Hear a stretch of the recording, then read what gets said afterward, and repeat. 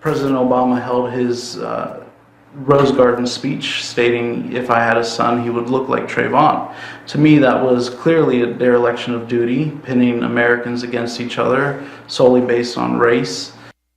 George Zimmerman accusing President Obama of inciting racial tensions. George says he does not feel guilty over the death of Trayvon Martin. That's a topic for our political panel. Let's welcome in from the left, Stephen Cobb, the former general counsel for the Democratic Party of Virginia, and Steve Deace on the right. Steve is the author of the book, Rules for Patriots, How Conservatives Can Win Again. So, Stephen, you're an attorney. Did this whole thing get politicized by President Obama's famous pronouncement, if I had a son, he would look like Trayvon? No, and George Zimmerman's an idiot. And we would all be better off if he stopped talking, first and foremost. You know, to give a interview where he talks about having no remorse for killing an unarmed teenager is really just beyond the pale. If I'm not mistaken, in the same interview, he compares himself to Anne Frank. What a joke. Let's just put this guy behind us and move on to other things. Your take on what's been happening, Steve Deace, does the bizarre nature of this recorded video being released by Zimmerman's attorney, does that in any way invalidate some of his remarks about the president? Well, to me, JD, there's two separate issues. One is the individual character of George Zimmerman, and the other is whether or not race issues are being highly politicized and blown out of proportion. Let me tackle the George Zimmerman issue first, because that might be where we have some issue or some agreement between myself and my liberal counterpart, in that this is a very troubling interview, and I don't understand. I've never taken a life, but I've been around a lot of soldiers who have, and even though they thought the cause that they took the life in was just, the war was just, they will tell you they've wrestled with the taking of a human life. So I'm a little troubled whenever I hear anybody say I took someone's life, even if it was justified, and felt absolutely no remorse. I mean, we have soldiers who are trained, justified killers who experience remorse for taking life. As to the issue of whether or not we have blown race relations out of proportion, I will simply call to the witness stand Jonathan Capehart from the Washington Post, and I will use him as my character witness here for admitting last week that the entire hands up, don't shoot meme in the Michael Brown fiasco was all made up, all a lie. None of that was true. Even going so far as to saying that Officer Wilson was justified in the shooting of Michael Brown. So to me, George Zimmerman and his character, that's conflating the issue of whether or not we blow race issues in general out of proportion, and clearly we do. Stephen, what about it? You're there in Washington, D.C. You heard what Jonathan Capehart had to say after he wrote the column that Steve Deace just characterized here. Do you have some agreement with what Steve is saying? Well, I think Steve and I both agree on the character of George Zimmerman, and so I think we can kind of put that in one box and move past it.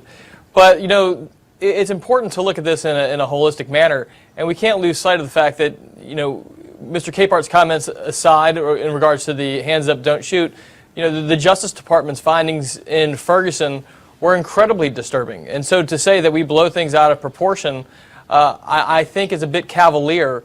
You know, the race relations and discrimination is a real issue and deserves serious look and serious discussion.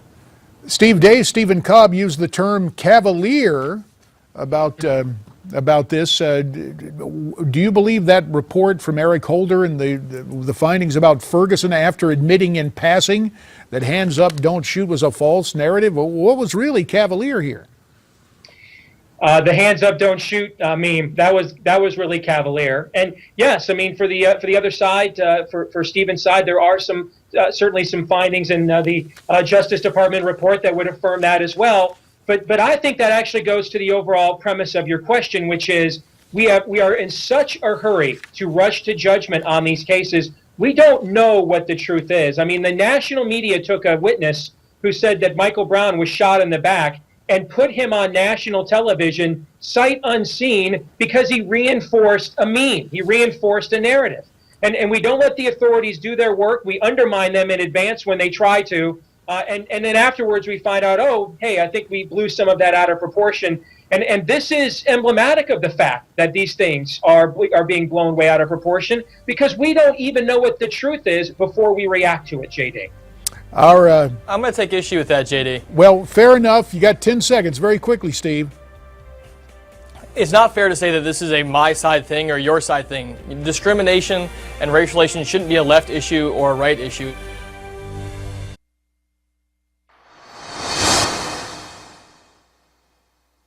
And I think that is what's best about Israeli democracy. If that is lost, then I think that not only does it give ammunition to folks who don't believe in a Jewish state, but it also I think starts to erode the meaning of democracy. That was President Obama speaking with the Huffington Post, reacting to Israeli Prime Minister Benjamin Netanyahu's Election Day warning about Arab Israelis being bussed to the polls to vote in droves. Let's continue our conversation with Stephen Cobb, the former general counsel for the Democratic Party of Virginia, and conservative activist and radio talk show host Steve Deace, who is joining us from Des Moines, Iowa. Prime Minister Netanyahu offered some sort of apology. The White House seems to be unmoved. Stephen Cobb, your take on this? Well, clearly there seems to be a bit of a frosty relationship there.